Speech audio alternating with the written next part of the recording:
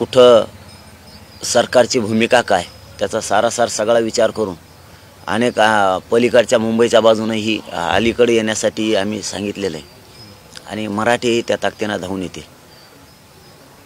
पण मराठ्यांना माझी विनंती, आता ही शेवटची लढाई आरपारची, आता घरी राहू नका.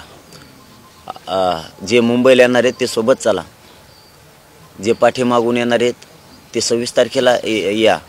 परंतु जे पोरं आज मुंबईला निघाले यांना वाटं लावण्यासाठी गावागावातले मराठी सोबत राहा एक दिवसासाठी, ही मात्र सगळ्या मराठा समाजाला विनंती आहे. आणि सगळ्यांना स्वयंसेवक म्हणून काम करा, कोणी कोणाची वाट बघू नका.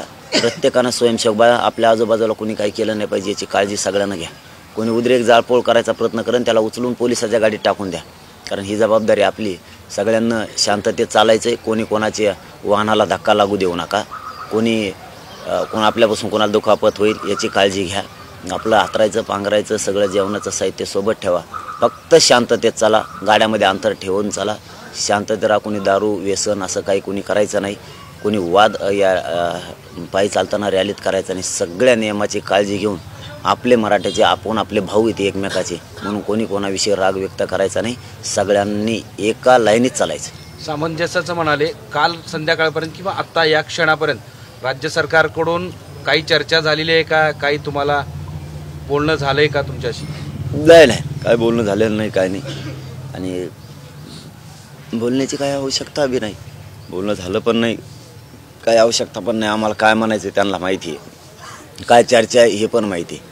आता फक्त जे ठरल्याप्रमाणे मुंबईत तुम्हाला 3 करोडपेक्षा जास्त मराठा दिसणार आणि येताना आरक्षण घेऊन येणार, याच्यावरती त्यावेळेसही ठाम होतं, आज पण. पण का असं का म्हणता तुम्ही की बोलण्यात अर्थ नाही? नाही, काय किती दिवस चर्चा असते, चर्चा किती दिवस असते, चर्चेतच ताण आहे. त्यापेक्षा मीच आता असं थोड्या वेळानं समाजाशी चर्चा करून डिसिजन घेणार आहे की शक्यतो जर मी आता थोड्या वेळात येणार आहेत आणखीन भरपूर लोक, आणखीन निघायचा वेळ झाला नाही. त्यामुळे कोणी आंघोळे करतायत, कोणी गावाकडून निघतायत, कारण यायला खूप वेळ होणार आहे लोकांना, थंडीचे दिवस येतात.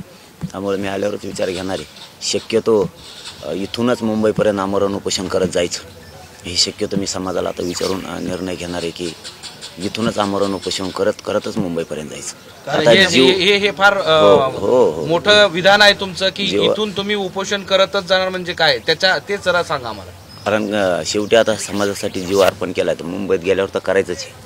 पण शक्यतो मी विचारतो समाजाला आल्याच्या नंतर की शक्यतो मी बसलो जे काय असेल त्यातूनच आमरण उपोषण करतच मुंबईला जायचं. 26ला म्हणजे इथूनच सुरू, 26लाही करायचं आणि तिथंही करायचं. जेव्हा जीव अर्पण केला आणि तेव्हा सरकार जर मराठ्यांना वेठीस धरणार असलं तर आपलंही सगळा जीवपणाला लावायचं आपण बीट ठरवलं आहे. पण शक्य आहे का? कारण एका ठिकाणी उपोषण करणं, बसणं आणि चालत जाणं उपोषण करत, हे शक्य आहे का?